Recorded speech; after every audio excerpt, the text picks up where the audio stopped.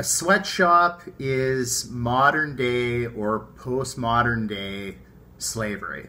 People working in dreadful conditions, being paid, a pittance, if anything. People are expected to work incredibly long hours. Got people doing 80-hour days for no money. Dangerous working conditions. There's no human rights. They use a lot of child labor. Women, children, people that are easily exploitable. Sexual violence, sexual exploitation, sexual abuse, and all of that kind of thing happens within the sweatshop industry as well. The argument is basically that there's nothing else for people to do. They're the best jobs that people in developing countries can get, so we shouldn't regulate them. That is the basic tenet of neoclassical free market economics. Just leave private capital to do what it does and everything will be peachy. Now, I think that's clearly bollocks. Don't be one of these people who's just like, yeah, but they're earning. Without the sweatshops, they'd be begging in the streets. it doesn't matter.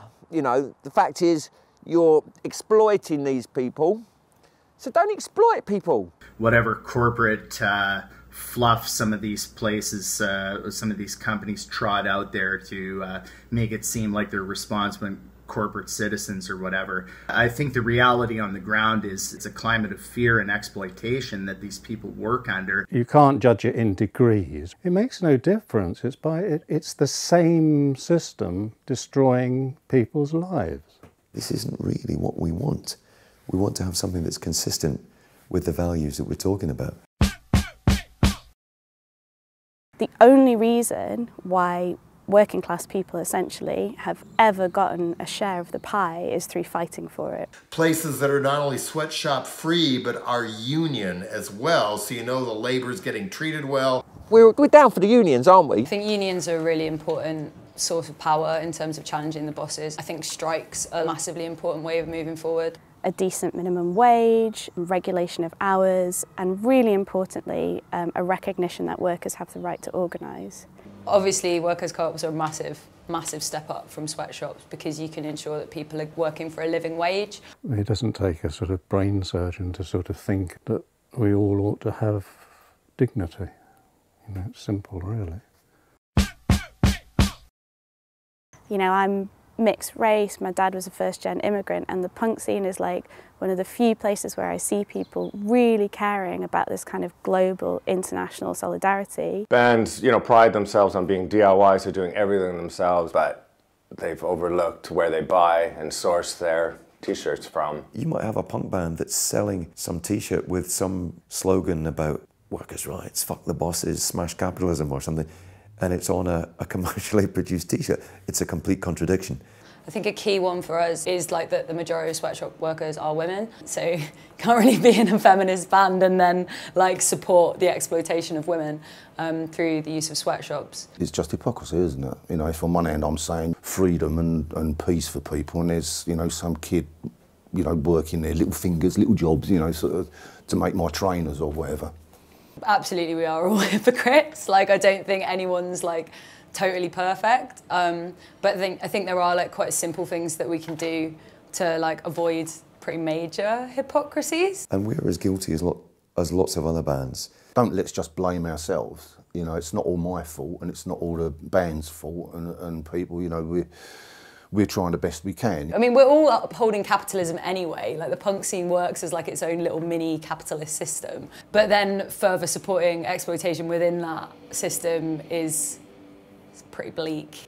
I opposed putting Holiday in Cambodia in a Levi's commercial, and my main reason for opposing that so vehemently is because of the sweatshop issue. It's an ongoing struggle because it all, to me, comes back to, can I live with myself if I know somebody making stuff that I'm getting money from or has my name on it, the people who make it are being treated absolutely horribly. I guess in the punk scene you can do your bit. Practice what you preach.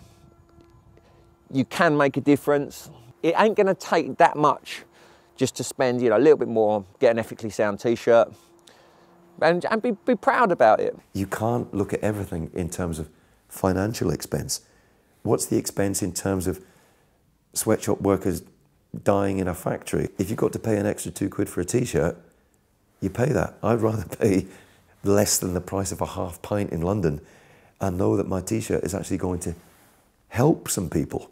We have no alternative if we're free-thinking, good-thinking, clean-thinking people to act. This punk ethics campaign is part of a bigger movement. In particular, punk ethics is working with No Sweat, which is an organisation that campaigns against sweatshops in general and is selling t-shirts from a cooperative owned and run by former sweatshop workers. This project is, we love it because we want to make cool business. No one is slave in this world. And the time has come to start to think about this and to start to try and change this. If more and more bands start to say, we're not going to put up with this, we're going to source our t-shirts ethically. That's why it's important to get involved, not as a self-righteous thing or not as like an ethical consumer badge, but as trying to build and support a political movement.